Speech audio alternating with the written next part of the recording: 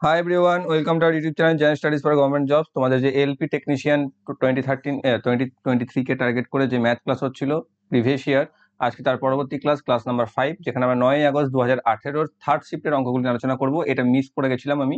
9 আগস্টের সেকেন্ড এবং first shift দুটোই হয়ে গেছে।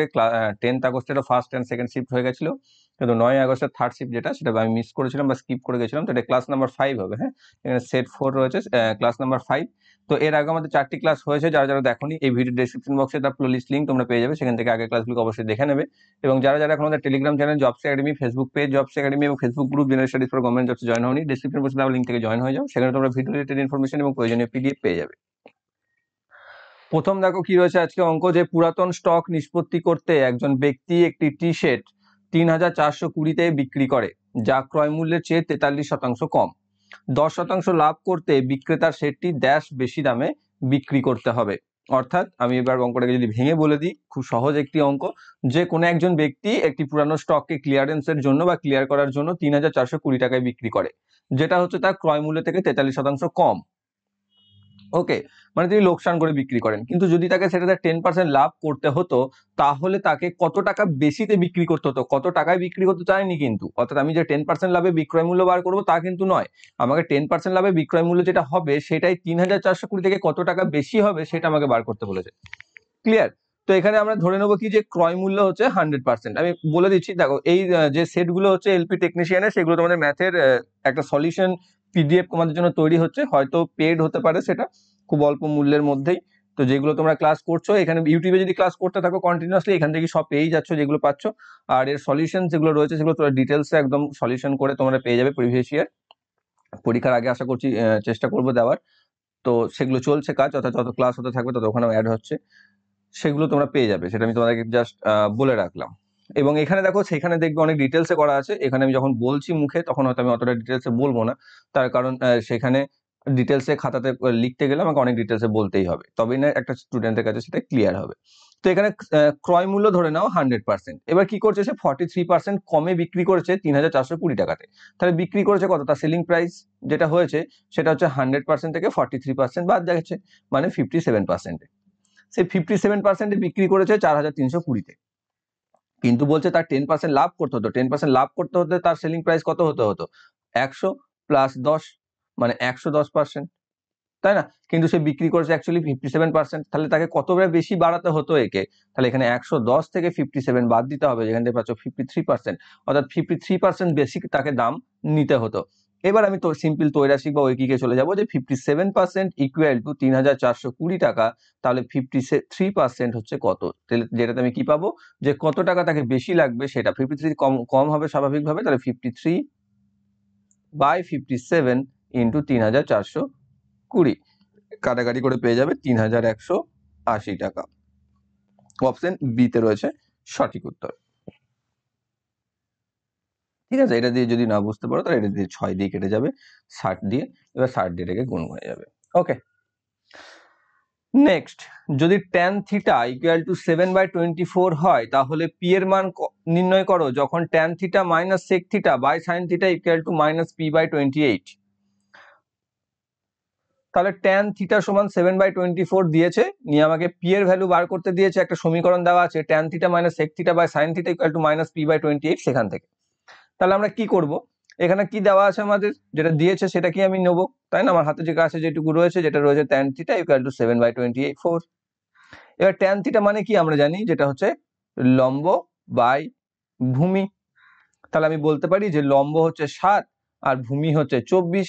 এবার এর ভিত্তিতে দেখো সেক আছে, সাইন আছে, তাতে আমাদের অতিভুজের গল্প থাকে, তাহলে আমি এখানে অতিভুজ বার করে নেব।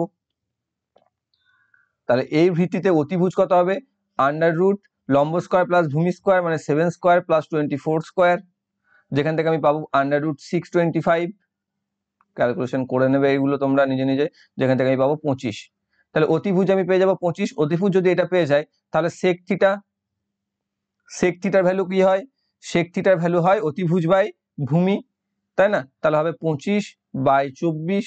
আর সাইন থিটার ভ্যালু কি হয়, সাইন থিটা ভাই হচ্ছে লম্ব বাই অতিভুজ, যেটা রয়েছে 7/25। ক্লিয়ার? এইগুলো পেয়ে গেলাম। এবার আমি সিম্পল এখানে মান বসিয়ে দেবো। ট্যান থিটা দেখো 7/24 দেওয়াই ছিল, তার 7/24 মাইনাস সেক থিটা হচ্ছে 25/24 বাই সাইন থিটা, তার ভ্যালু হচ্ছে 7/25 ইকুয়াল টু মাইনাস p/28। তাহলে উপরে এখানে দেখো হর একই আছে 24, তাহলে 7 আর মাইনাস 25 বিয়োগ করে দিলে আমি হয়ে যাবে। বিয়োগ করলে আমি কত পাচ্ছি, মাইনাস ভ্যালু পাবো, মাইনাস কত পাচ্ছ, মাইনাস 18/24 নিয়ে গুণ করে 7 এর 25টাকে যদি লিখি তাহলে 25/7 এটা পাবো, সমান মাইনাস p/28। দুই দিকে মাইনাস কেটে দিতে পারবে তুমি এখানেই। এখানে তুমি আর কি কাটতে পারবে, এখানে এটাকে 6 দিয়ে 3, 6 দিয়ে এটাকে 4, এইগুলো কেটে পারে 4 7 28, এটা এই দিকে 28 এর সাথে কেটে যাবে। তাহলে p সমান কি হবে, 25 3 75। তাহলে p এর ভ্যালু কত হলো, 75। অপশন এ তে রয়েছে সঠিক অ্যান্সার। পরবর্তী, যদি চারটি সংখ্যা যখন ঊর্ধ্বমুখী ক্রমে সাজানো হয় সেটা হলো w, x, y এবং z। সর্বনিম্ন তিনটি সংখ্যার গড় 18, যেখানে সর্ববৃহৎ তিনটির গড় 22। তথ্যগুলির পরিসীমা কি? সবার ফার্স্টে করতে গেলে এখানে বুঝতে হবে যে হোয়াট ইজ পরিসীমা বা পরিসীমা কি। পরিসীমা বলতে এখানে যেটা বোঝাচ্ছে সেটা হচ্ছে রেঞ্জ। রেঞ্জ কি, হাইয়েস্ট অ্যান্ড লোয়েস্ট, কি ডিফারেন্স বিটুইন।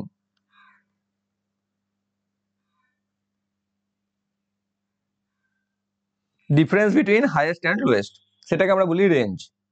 ওকে, তো আমাকে সেটা বার করতে হবে যে এখানে যেগুলো বড় সংখ্যা দেওয়া আছে ছোট সংখ্যা দেওয়া আছে তাদের মধ্যে পার্থক্য কত। তো চারটি সংখ্যা যখন ঊর্ধ্বমুখী ক্রমে সাজানো হয়, মানে ছোট থেকে বড়তে সাজানো হয়, তখন আমি সাজাই w, x, y, z। মানে আমি বুঝতে পারছি যে w হচ্ছে ছোট আর z হচ্ছে বড়।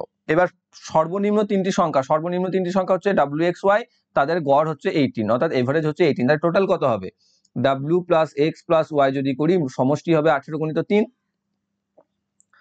আর বড় তিনটি, সেখানে সর্ববৃহৎ তিনটি গড় যেটা হচ্ছে x, y আর z, তাদের গড় হচ্ছে 22। তাহলে আমি বলতে পারি যে x plus y plus z এটা হচ্ছে 22 গুণিত 3। ওকে, তাহলে এখান থেকে পাচ্ছি আমি w plus x plus y সমান 54, আর এখান থেকে পাচ্ছি x plus y plus z সেটা হচ্ছে 66। এবার এটাকে যদি 1 নম্বর সমীকরণ আর 2 নম্বর সমীকরণ ভাবো, তাহলে দেখো 2 নম্বরটা থেকে যদি 1 নম্বরটাকে আমি বাদ দিয়ে দিই, 2 নাম্বার থেকে 1 নাম্বারকে যদি আমি বাদ দিয়ে দিই বড়টা থেকে ছোটটা, তাহলে x plus y plus z থেকে সমান 66 থেকে আমি w plus x plus y যদি আমি বাদ দিয়ে দিই 54টা, তাহলে কি হবে, এর নিচের এগুলো মাইনাস হয়ে যাবে সব। তাহলে এটা মাইনাস w এখানে থাকছে, প্লাস এক্স মাইনাস এক্স কেটে গেল, প্লাস ওয়াই মাইনাস ওয়াই কেটে গেল, তাহলে প্লাস জেড যেটা আগে লিখে নিই আমি, তাহলে জেড মাইনাস w সমান 66 থেকে 54 বাদ চলে যাবে, মানে 12। তাই দেখো এখানে কি ছিল, জেড হচ্ছে সব থেকে বড় আর ডাব্লিউ হচ্ছে সব থেকে ছোট, তাদের বিয়োগফল মানেই তো পার্থক্য বা রেঞ্জ, তাই সেটা কত হলো 12। অপশন সি তে রয়েছে সঠিক উত্তর। লসাগু বার করো 4/5, 2/3 এবং 5/7। তো ভগ্নাংশের লসাগু গসাগু করার কি নিয়ম ছিল, যে লসাগু বা গসাগু যখন আমরা ভগ্নাংশের ক্ষেত্রে করি তখন কি হয়, যা আমাকে করতে দেয় সেটা আমাকে অ্যাকচুয়ালি করতে হয় লবের ক্ষেত্রে, আর বাদ বাকিগুলো সব করতে হয় হরের ক্ষেত্রে, মানে উল্টোটা করতে হয় হরের। অর্থাৎ এখানে আমাকে লসাগু করতে বলেছে, তাহলে আমাকে কি করতে হবে, আমাকে লবের লসাগু করতে হবে আর হরের উল্টোটা করতে হবে, হরের অর্থাৎ গসাগুটা করতে হবে। ওকে, তাহলে এখানে কি হচ্ছে দেখো, যে 4 এখানে কি কি হর আছে, সরি লব আছে, 4 2 আর 5 আছে হর, সরি লব। তাহলে এদের তিনজনের আমাকে কি করতে হবে, এদের তিনজনের লসাগু করতে হবে। 4 আর 2 এর লসাগু 4ই হবে, 4 আর 5 এর লসাগু পরস্পর মৌলিক সংখ্যা, তাহলে 4 5 20 হবে, তাহলে এদের লসাগু পেয়ে গেলাম 20। আর নিচেতে যে হরগুলো রয়েছে তাদের করতে হবে আমাকে গসাগু। তাহলে 5 3 7 এই তিনটেই হচ্ছে দেখো মৌলিক সংখ্যা, তাহলে মৌলিক সংখ্যার গসাগু সবসময় 1 হয়, তাহলে 20/1 হচ্ছে এদের লসাগু, যেটা থেকে আমি লিখতে পারি, নিচেতে 1 লেখার কোনো অর্থ হয় না, তো 20। সো অপশন ডি তে রয়েছে সঠিক উত্তর। যখন এক্স স্কোয়ার প্লাস এ এক্স প্লাস বি কে এক্স মাইনাস 1 দিয়ে ভাগ করা হয় তখন 15 ভাগশেষ দেয়, আর যখন x square plus b x plus a কে এক্স প্লাস 1 দিয়ে ভাগ করা হয় তখন -1 ভাগশেষ দেয়, তাহলে এ স্কোয়ার প্লাস বি স্কোয়ারের মান কত? এটাকে আমি একটু কারেকশন করেছি, আমাদের যে সেট ছিল সেই সেটে ভুল ছিল, সেখানে অ্যাকচুয়ালি এ স্কোয়ার প্লাস বি স্কোয়ারের মান তো চেয়েছে কিন্তু দিয়েছিল এস প্লাস বি এর মান। বা সেরকম নয়, একটু ভুল দেওয়া ছিল, ঠিক আছে, মানে কোনোটারই মান দেওয়া ছিল না। তো এটাকে আমি কি করবো, গত ক্লাসে তোমরা এরকম একটা অঙ্ক করেছিলে যে এখানে x-1 দিয়ে বিভাজ্য করলে তাহলে x-1 যদি করি তাহলে x-1 সমান 0 করতে হয়, তাহলে এখান থেকে আমি x এর ভ্যালু পেয়ে যাবো 1। তো প্রথমে x এর মান আমি 1, সেটা আমি এই সমীকরণে বসাবো, যেটা হচ্ছে 1² plus a into 1 plus b সমান কত ভাগশেষ থাকছে 15, তাহলে সমান হচ্ছে 15। এখান থেকে আমি কি পাচ্ছি 1 প্লাস a প্লাস b সমান 15, বা a প্লাস b সমান 15 থেকে এইদিকে একটা বাদ চলে যাবে, নিয়ে 14। তাহলে এই একটা সমীকরণ তুমি পেয়ে গেলে। দ্বিতীয় ক্ষেত্রে কি বলেছে যে x+1 দিয়ে যদি ভাগ করি একে, তাহলে -1 ভাগশেষ থাকে, তাহলে x+1 দিয়ে ভাগ মানে x+1 সমান 0, বা x সমান হচ্ছে -1। তাহলে -1 এর মান যদি আমি এখানে বসাই তাহলে -1² plus b into -1 plus a সমান কত আছে -1। তাহলে -1² কত হচ্ছে, এখানে +1 হয়ে যাবে বা 1 হয়ে যাবে, এখানে -b প্লাস a সমান -1, বা এই দিক থেকে কি হবে a মাইনাস b সমান কি হবে, এদিকের 1 এদিকে আবার মাইনাস যোগ হয়ে যাবে, যে -2। তাহলে এটা হচ্ছে 2 নাম্বার। তাহলে একটাতে আমি a প্লাস b পেয়েছি, একটাতে আমি a মাইনাস b পেয়েছি। এখানে a বড় b ছোট, তাহলে a সমান কি হয়, যে বড় সংখ্যাটি হয় দুটির যোগফল প্লাস বিয়োগফল বাই 2, মানে 14 মাইনাস 2 বাই 2, যেটা কত হবে 14 থেকে 2 বাদ চলে 12/2 মানে 6। আর b সমান কত হবে, b সমান হবে 14 মাইনাস -2 বাই 2 সমান 16/2 সমান 8। তাহলে a আর b আমি পেয়ে গেলাম। এখানে আমাকে বলেছে a² plus b square, a square বলছে 6² প্লাস 8² সমান 36 প্লাস 64 সমান 100। অপশন নাম্বার সি তে রয়েছে সঠিক উত্তর। নেক্সট, নিম্নে তালিকাভুক্ত ভগ্নাংশগুলির মধ্যে যেটি একটি পুনরাবৃত্ত দশমিক হতে পারে না সেটি হলো কি? পুনরাবৃত্ত দশমিক বলতে যেটা আবৃত দশমিক হবে না, হবে নয়, আবৃত দশমিক যেটা হবে না, ঠিক আছে। তো আবৃত দশমিক সম্পর্কে নিশ্চয়ই তোমাদের ধারণা ক্লিয়ার আছে। তো এখানে কি হচ্ছে যে আবৃত দশমিক, এখানে চারটে ভগ্নাংশ দিয়েছে 6/56, 7/56, 8/56 আর 4/56। তো সেখানে কোনটা হবে না সেটা আমাকে বার করতে হবে।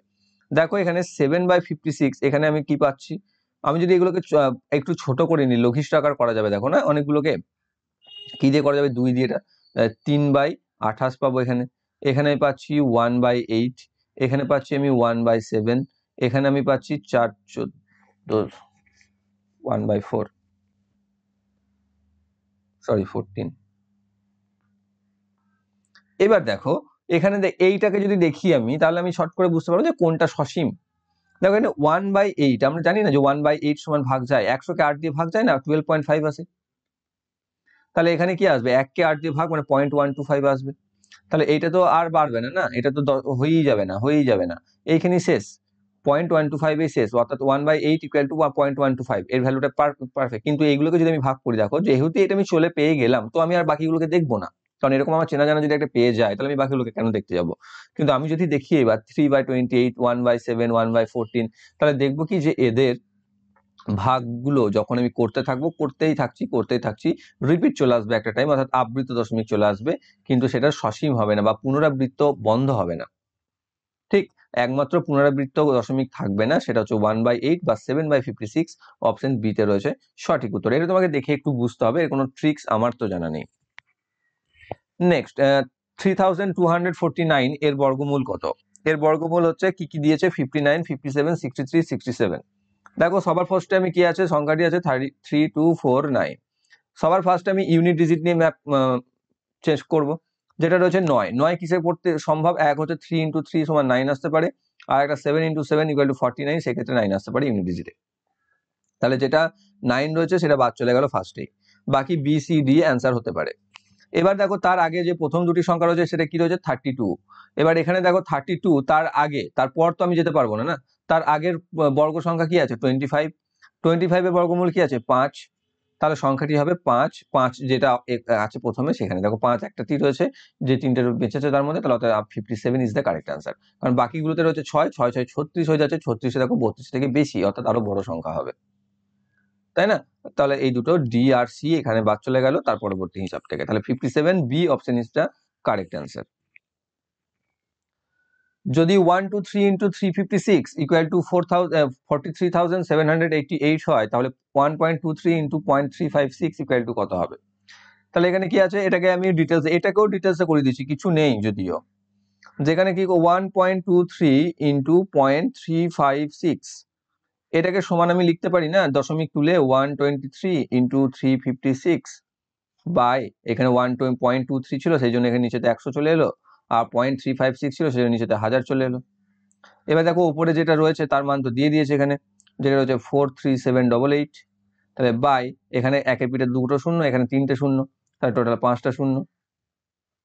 এবার 5টা শূন্য যদি থাকে, 5টা ঘর আগে দশমিক বসে যাবে, এখানে সংখ্যা কটা আছে, 5টাই তো আছে, তাহলে 0.43788 is the correct answer. Option A তে রয়েছে সঠিক উত্তর। এবার এটা হচ্ছে মেথডিক্যালি, যারা বুঝতে পারেছো তাদের জন্য, আর যারা জানো আগে থেকেই তাদের জন্য কি, যে এখানে দেখো একটাও দশমিক নেই, তাই না, দিয়ে ভ্যালু এসছে আমার এটা, এখানে কি আছে দশমিকের পর এখানে আছে দুটো, এখানে আছে তিনটে, টোটাল কটা হলো 5টা, তাহলে এখানে যে অ্যান্সার এসছে তার 5 ঘর আগে দশমিক বসিয়ে দাও, অ্যান্সার চলে এলো ডিরেক্টলি, অপশন এ তো সঠিক উত্তর। পরবর্তী, একটি তামার তারকে নমনীয় করে বর্গরূপ দিলে 121 বর্গ সেন্টিমিটার আয়তন বেড়া দেওয়া যায়। এই একই তামার তারটিকে বৃত্তে পরিণত করলে কতটা বৃত্তীয় অংশ দিয়ে বেড়া দেওয়া যাবে? ধরুন পায়ের ভ্যালু হচ্ছে 22/7। দেখো এখানে যে অ্যান্সার গুলো দিয়েছে না, 153, 155, 154 অ্যান্ড 150, এখানে আমাকে বার করতে হবে বৃত্তের ক্ষেত্রফল। তো বৃত্তের ক্ষেত্রফলের ফর্মুলা হচ্ছে পাই আর স্কোয়ার। সেক্ষেত্রে আমরা প্রত্যেকে জানি 154 আসবে অ্যান্সার, বাকিগুলো আসবে না, কারণ পাই আর স্কোয়ার দিয়ে তুমি জানি যদি পূর্ণ সংখ্যায় মান আসে, তো পূর্ণ সংখ্যায় যদি থাকে ব্যাসার্ধটা, তাহলে তোমার 154ই আসতে হবে, বাকি 153, 155, 150 পসিবল নয় কোনো পূর্ণ সংখ্যাতে যদি ব্যাসার্ধ থাকে আসা, এই তিনটে ঠিক। এবার সেই ক্ষেত্রে তো আমি ডিরেক্টলি এখানে আনসার করতে পারবো, যারা কনসেপ্ট জানো, যারা ক্লিয়ার আছে যাদের কাছে, যে বাকিগুলো আসবে না, 153 সম্ভব নয়, 22 দ্বারা কোনোভাবেই বিভাজ্য নয় এগুলো, কারণ 22/7 ইন্টু আর স্কোয়ারই তো থাকে, তাহলে 22 দিয়ে তো গুণ হবে না সেটা আলটিমেটলি। মানে দেখো আমাদের সূত্রটা কি, বৃত্তের ক্ষেত্রফলের সূত্র কি, পাই আর স্কোয়ার, তাই না, আর যাই হোক না কেন, আর ধরে নাও এ, তাহলে 22/7 ইন্টু এ স্কোয়ার তো হবে, তা আরই যদি থাকতো আর স্কোয়ার তো হতো, তাহলে মানে কি, এখানে দেখো 22 দিয়ে তো এর স্কোয়ার যদি 7টা কাটে, হয় 7 দ্বারা, নয়তো 22 দ্বারা বিভাজ্য তো হতেই হবে। কিন্তু দেখো এখানে 154 ছাড়া 22 এবং 7 দিয়ে আর বাকি কোনো সংখ্যাটা বিভাজ্য রয়েছে নেই, তাহলে বাকিগুলো পসিবলই নয়, অপশন সি হয়ে যাবে সঠিক উত্তর, এবং আমাকে অঙ্কটা করতেই হবে না অ্যাকচুয়ালি। কিন্তু যদি তো আমরা সকলে তো এরকম ভাবে বুঝতে পারবো না, সবাই তো এরকম ওভার স্মার্ট নয় না আমার মতো, ঠিক, মানে কথাটা কিন্তু শুনো, আমি নিজেকে স্মার্ট বলছি না, ওভার স্মার্ট, হ্যাঁ, যেটা কোনো কাজে আসে না অ্যাকচুয়ালি। তো এখানে কি হচ্ছে, তো তোমাদেরও কোনো প্রয়োজন নেই এরকম ওভার স্মার্ট হওয়ার। তো এখানে কি আছে, যে একটি তামার তারকে নমনীয় করে বর্গরূপ দিলে তার বর্গক্ষেত্রের ক্ষেত্রফল হয় 120 সেমি স্কোয়ার বা বর্গ সেন্টিমিটার। তাহলে তার ক্ষেত্রফল হচ্ছে এটা, বর্গক্ষেত্রের ক্ষেত্রফল হচ্ছে 121 বর্গ সেন্টিমিটার। তাহলে এর বাহু আমি বার করতে পারি, বাহু হচ্ছে √121, আমরা জানি যেটা হচ্ছে 11 সেমি। তাহলে 11 সেমি যদি হয়, দেখো তার যে তার দিয়ে বর্গক্ষেত্রটা বানিয়েছে সেই তার দিয়ে তো বৃত্ত বানাচ্ছে, তাহলে তারটার সাইজ বা সেম, দৈর্ঘ্য তো সেম, দৈর্ঘ্যটা আমি কোত্থেকে পাবো, পরিসীমা। তাহলে প্রথমে বর্গক্ষেত্রের পরিসীমাটা বার করে নিই, যেটা হবে 4 × 11 মানে হচ্ছে 44 সেমি। এবার বর্গক্ষেত্রের পরিসীমা যদি পাই, তাহলে সেটাই তো বৃত্তেরও পরিসীমা, বৃত্তের পরিসীমার ফর্মুলা কি, 2πr, তার 2πr সমান 44, তাহলে এখান থেকে আমি r এর ভ্যালু বার করবো, r সমান হবে 44 ইন্টু পায়ের ভ্যালু হচ্ছে 22/7, তাহলে এইদিকে চলে এলে 7/22 হয়ে যাবে, এদিকে 2 ছিল 1/2 হয়ে যাবে, তাহলে 2/22 44, 44 44 কেটে গেল, r সমান হয়ে যাবে 7, তাহলে ব্যাসার্ধ আমি পেয়ে গেলাম 7, তাহলে ব্যাসার্ধ যদি 7 হয় তাহলে এর ক্ষেত্রফল কত হবে, পাই আর স্কোয়ার, তাহলে সেটা হচ্ছে 22/7 ইন্টু 7 ইন্টু 7, 7 7 কাটবে, 7/22 154, অপশন সি তে রয়েছে সঠিক উত্তর। নিম্নলিখিতটি সমাধান করুন, 22 - 1/4 ইন্টু -5 -48 ডিভাইডেড বাই -16। তো প্রথমে যেগুলোর আমি সাইন চেঞ্জ করতে পারবো সেটা চেঞ্জ করে লিখবো, 22 - 1/4 ইন্টু -5 মাইনাসে মাইনাসে +48 ডিভাইডেড বাই -16। তাহলে এখান থেকে পাচ্ছি 22 - 1/4 ইন্টু -5, কি হবে এখানে -3, কারণ এইটা ভাগটা আগে হবে, তাহলে এখান থেকে কি পাচ্ছি 22 - 1/4 ইন্টু -8, যোগ হয়ে যাবে একই চিহ্ন, তাহলে মাইনাসে মাইনাসে কেটে যাবে বা যোগ হয়ে যাবে, তাহলে 22 প্লাস এখানে 4 দিয়ে এটা 2 পড়ে থাকছে, তার প্লাস 2 বা 24 is the correct answer. Option B তে রয়েছে সঠিক উত্তর। অনেকগুলো অ্যান্সার বি হচ্ছে না আজকে। নেক্সট, প্রদত্ত সমীকরণে LHS বা left hand side and right hand side equal হবে তখনই যখন আমরা একই দিকের ড্যাশ সংখ্যাকে অদল বদল করব। কথাটা ভালো করে শুনবে এবং বুঝবে। একই দিকের সংখ্যাকে, মানে তুমি যদি লেফট হ্যান্ডে কোনো দুটি সংখ্যাকে চেঞ্জ করো, যেমন ধরুন আমি 3 আর 7 দিয়েছে, দেখো 3 আর 7 এইখানে, এই 3 আর 7, 3 এর জায়গায় 7 লিখলাম, 7 এর জায়গায় 3 লিখলাম, শুধু এইদিকে, কিন্তু তাই বলে এই নয় যে এখানকার 3 আর 7 লিখে দেবো, সেম সাইডে একই দিকে বলে দিয়েছে এখানে। বা এখানে যদি 6 আর 4 কে চেঞ্জ করো, 5 আর 2 কে চেঞ্জ করো, 4 আর 7 কে চেঞ্জ করো, যেটা করবে একটা দিকে করবে, অন্যদিকে নয়। তাহলে কোন ক্ষেত্রে আমাদের left hand side equal to right hand side হবে? তো এটা কমেন্ট করে জানাও, শেষে আনসার বলছি। পজ করে নাও অঙ্কটিকে এবং আনসার করো, কমেন্ট করো, এবং এটা সব শেষে আমি আনসার বলছি। পরবর্তীতে চলে যায়। একটা বিরাট বড় সংখ্যা দিয়েছে, সেই সংখ্যাটাকে উচ্চারণ করার ইচ্ছাও নেই, দরকারও নেই, ঠিক আছে? তো সেই সংখ্যাটিতে 9 এবং 5-এর স্থানাঙ্ক বা স্থান সংখ্যার পার্থক্য কত? স্থান সংখ্যা বা স্থানাঙ্ক বলতে স্থানীয় মান বলতে যেটাকে আমরা বোঝো, ঠিক আছে? প্লেস ভ্যালু যেগুলোকে আমরা বলি, ইংরেজিতে দেওয়া থাকে অনেক সময় প্লেস ভ্যালু, আর একটা হয় ফেস ভ্যালু, ঠিক আছে? একটা হয় প্লেস ভ্যালু আর একটা হয় ফেস ভ্যালু। ফেস ভ্যালু হচ্ছে যেটা হচ্ছে সংখ্যার মান যেটা, অর্থাৎ 9-এর ফেস ভ্যালু 9, 5-এর ফেস ভ্যালু 5, আর প্লেস ভ্যালু হচ্ছে যে জায়গায় অবস্থান করছে তার জন্য তার যে মান আসে সেটা, যেটাকে আমরা স্থানীয় মান বলে জানি। তো এখানে 9-এর স্থানীয় মান কত হবে? 9-এর স্থানীয় মান হচ্ছে 90,000।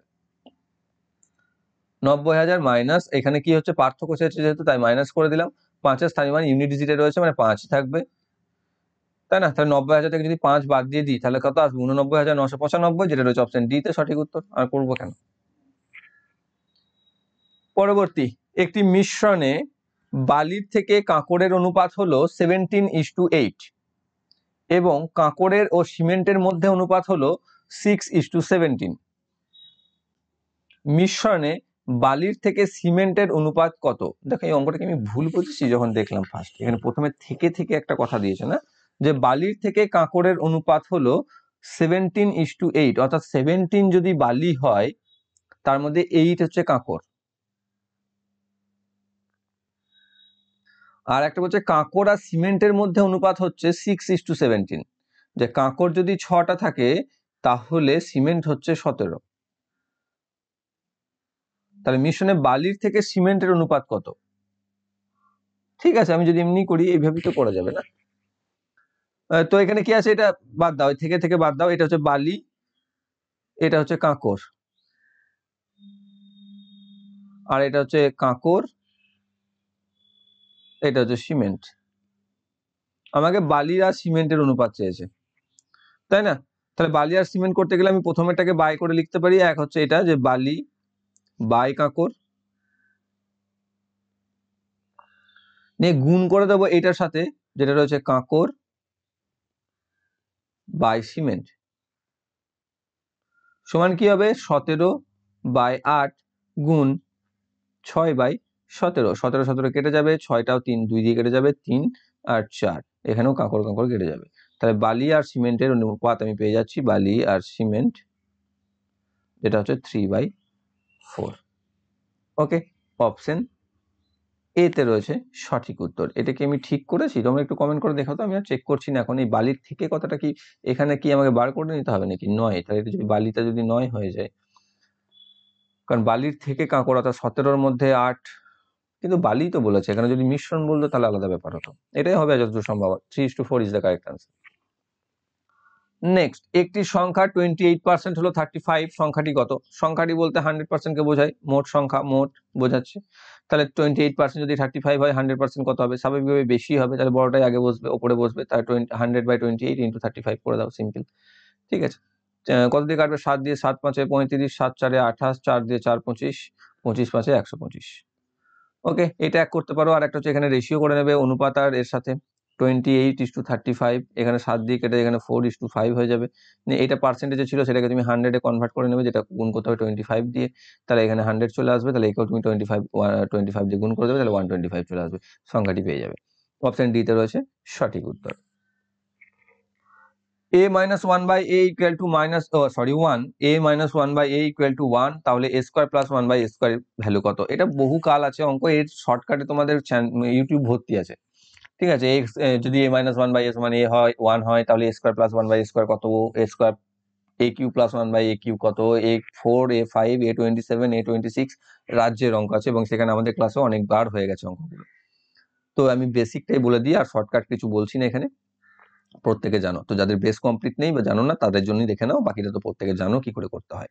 তো এখানে কি রয়েছে, a minus 1 by a equal to 1 আছে, আমি এখানে দুটোকে সাইডকে হোল স্কোয়ার করতে পারি, কারণ আমার আনতে হবে a স্কোয়ার আর এটা, তাই না? তাহলে যদি হোল স্কোয়ার করি তাহলে আমি ফর্মুলা লিখতে পারি a square plus b square minus 2 into a into b সমান 1 স্কোয়ার হচ্ছে 1, এখানে তো a কেটে যাবে, তাহলে আলটিমেটলি থাকছে a square plus 1 by a square minus 2 সমান হচ্ছে 1, এই মাইনাস 2টা এইদিকে চলে এসে কি হয়ে যাবে, প্লাস 2 হয়ে যাবে, তাহলে হয়ে যাবে 3। তাহলে দেখো a square plus 1 by square value হচ্ছে 3, যেটা রয়েছে অপশন বি তে সঠিক উত্তর। আর আমরা কি জানি, এক্ষেত্রে যে মাইনাসে যা ভ্যালু থাকে তার স্কোয়ারের সাথে প্লাস 2 করে দিলেই আনসার চলে আসে। ওকে, এটা হচ্ছে শর্ট। চলে যাও পরের অঙ্কে। দুই ভাইয়ের বর্তমান বয়সের সমষ্টি 46 বছর। 8 বছর আগে বড় জনের বয়স ছোট জনের দ্বিগুণ ছিল, তাই তো? বর্তমানে বড় ভাইয়ের বয়স কত? তাহলে এখন তাদের মোট বয়স হচ্ছে 46, তাহলে 8 বছর আগে দুজনেরই তো 8 বছর করে কম ছিল, মানে মোট 16 বছর কম ছিল, তাহলে 8 বছর আগে তাদের বয়সের সমষ্টি কত ছিল? দুজনের বয়স 16 বাদ দিয়ে দাও, তাহলে 30 বছর ছিল। 8 বছর আগে তাদের মোট বয়স ছিল 30, তখন কি বলছে, বড় জন ছোট জনের দ্বিগুণ ছিল, মানে বড় জন যদি 2a হয় তাহলে ছোট জন ছিল a, তাহলে তাদের মোট বয়স ছিল 30, তাহলে 3a সমান 30 বা a সমান 10, তাহলে a সমান যদি 10 হয়, বড় ছিল 2a মানে হচ্ছে 10 দিয়ে 20, তাহলে 8 বছর আগে ছিল 20 বছর বয়স বড়টা, তাহলে বর্তমানে হবে তার সাথে 8 যোগ মানে হচ্ছে 28 বছর। অপশন বি তে রয়েছে সঠিক উত্তর। এটা হচ্ছে মেথড। আর একটা, এটা একটা মেথড, আর একটা মেথডে করতে পারো, যদি 8 বছর আগে ধরে নিই যে ছোটটার বয়স ছিল a, বড়টার বয়স 2a, 8 বছর পর তার বয়স হলো a প্লাস 8, এর বয়স হলো 2a প্লাস 8, নিয়ে তাদের এখন হচ্ছে যোগফল 46, এটাই আসবে অ্যাকচুয়ালি। এইভাবে তুমি বেসিক বা কনসেপ্ট ক্লিয়ার করতে পারো জাস্ট, তাহলে 3a প্লাস 16 ইকুয়াল টু 46 আসবে, বা 3a ইকুয়াল টু 30, বা a ইকুয়াল টু 10 আসবে। a ইকুয়াল টু 10 আসার পর আমাকে বড়টার বয়স বার করতে বলেছে, যেটা হচ্ছে 2a প্লাস 8, তাহলে 20 plus 8 equal to 28 is the correct answer. Option D তে রয়েছে সঠিক উত্তর। নেক্সট, একটি ট্রেন কাজিপেট ত্যাগ করে সকাল 5টায় এবং ব্যাঙ্গালোর পৌঁছায় বিকাল 3টেয়। অন্য একটি ট্রেন ব্যাঙ্গালোর ত্যাগ করে সকাল 7টায় এবং কাজিপেট পৌঁছায় বিকেল 5টায়। দুটি ট্রেনের কখন একসঙ্গে সাক্ষাৎ হবে? ধরে নেওয়া যাক দুটি ট্রেনের সমান গতিবেগে চলছিল, দেখো সমান গতিবেগ বলে দিয়েছে এখানে, এটা আমার একটা দরকার ছিল। দ্বিতীয়ত, টাইম কে কত নিচ্ছে? এ সকাল 5টা থেকে নিচ্ছে বিকেল 3টে পর্যন্ত। কতক্ষণ সময় নিচ্ছে? সকাল 5টা থেকে দুপুর 12টা পর্যন্ত হচ্ছে 7 ঘন্টা, 3 ঘন্টা 10 ঘন্টা। তাহলে ধরি প্রথম ট্রেনটিকে এ ধরে নিই, তাহলে এ ট্রেন সময় লাগাচ্ছে 10 ঘন্টা। অন্যদিকে বি ট্রেন কত যাচ্ছে? সকাল 7টা থেকে বেরোচ্ছে, সকাল 7টায় বেরিয়ে পৌঁছেছে বিকেল 5টা, এদিকে হচ্ছে 7 আর 5 12, আর এদিকে 5, মানে এও দিচ্ছে সময় 10 ঘন্টা। তাহলে দুজনেরই সমান টাইম নিচ্ছে না? তাহলে এবার গতিবেগও যদি সমান হয়, গতিবেগটাকে ধরে নাও না x কিলোমিটার প্রতি ঘন্টা, তাহলে দূরত্ব কত হবে? 10x kilometre. তাহলে ব্যাঙ্গালোর থেকে কাজিপেটের দূরত্ব কত? 10x কিমি।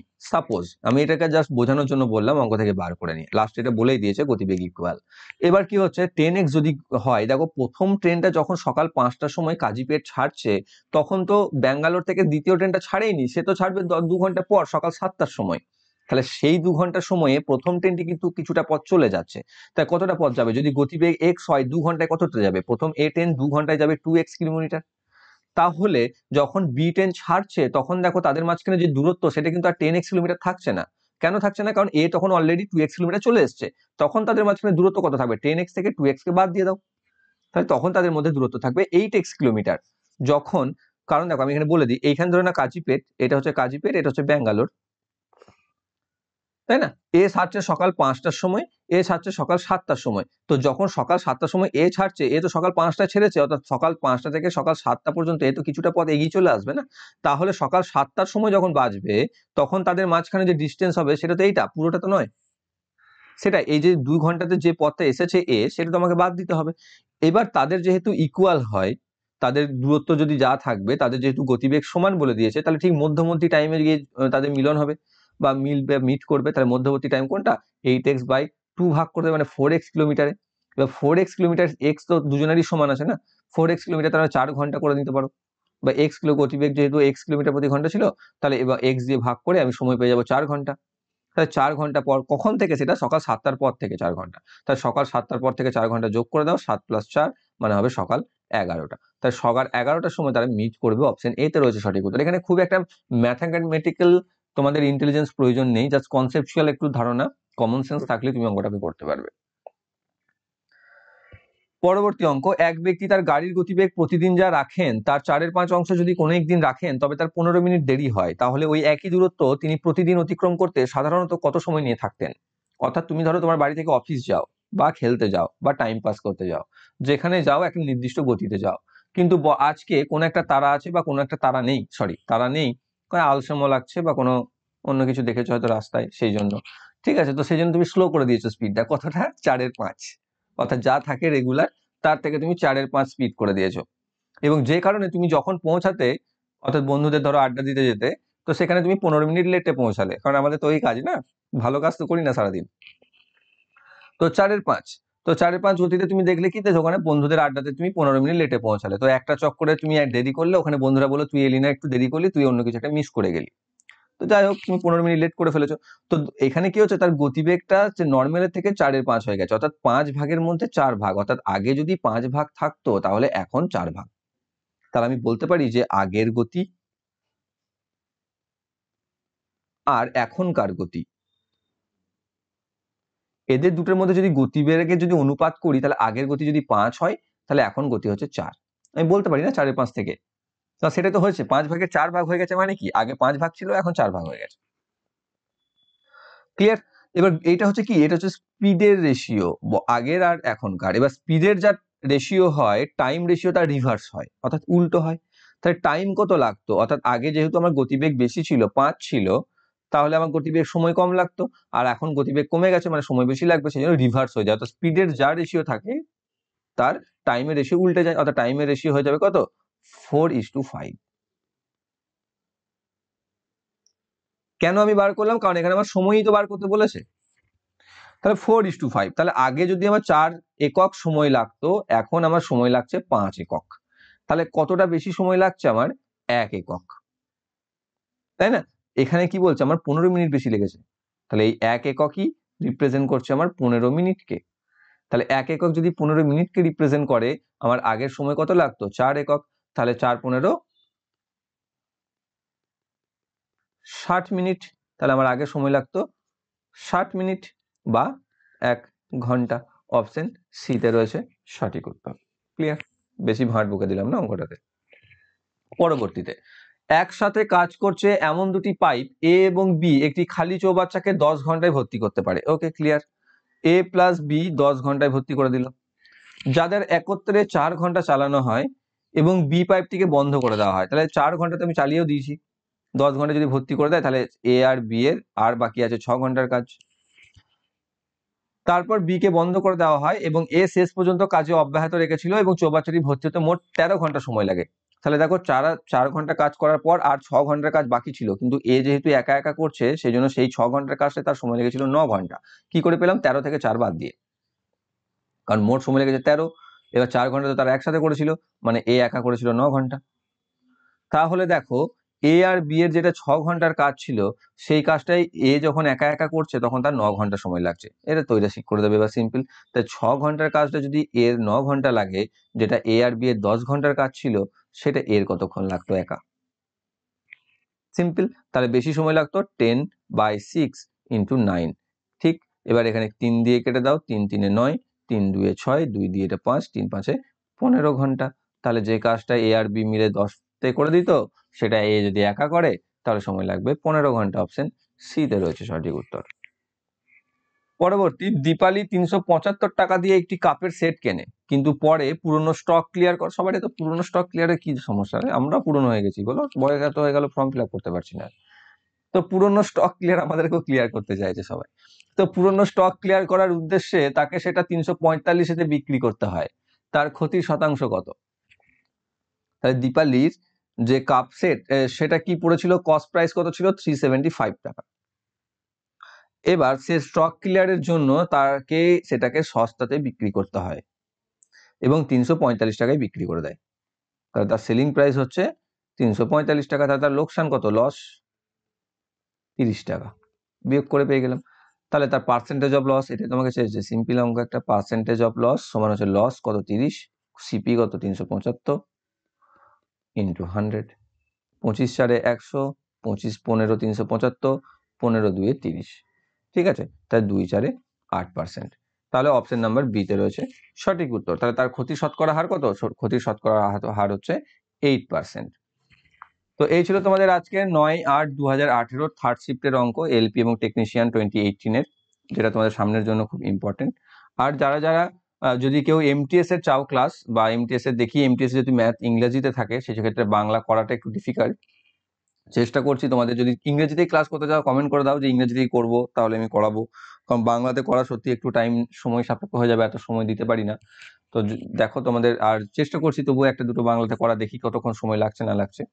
ওকে, যদি কোনো অঙ্ক সমস্যা থাকে তোমাদের কমেন্ট করতে থাকো এবং কমেন্ট করে জানাও কোনটা কোথায় কি সমস্যা রয়েছে। আর যদি ভিডিওটি ভালো লাগে অবশ্যই লাইক করো, বন্ধুদের সাথে শেয়ার করো। আর যারা যারা চ্যানেলে নতুন রয়েছে চ্যানেলকে সাবস্ক্রাইব করে বেল আইকন কল করে রাখো, যাতে ভবিষ্যৎ ভিডিও নোটিফিকেশন সকলের আগে পেয়ে যাও। Thank you for watching.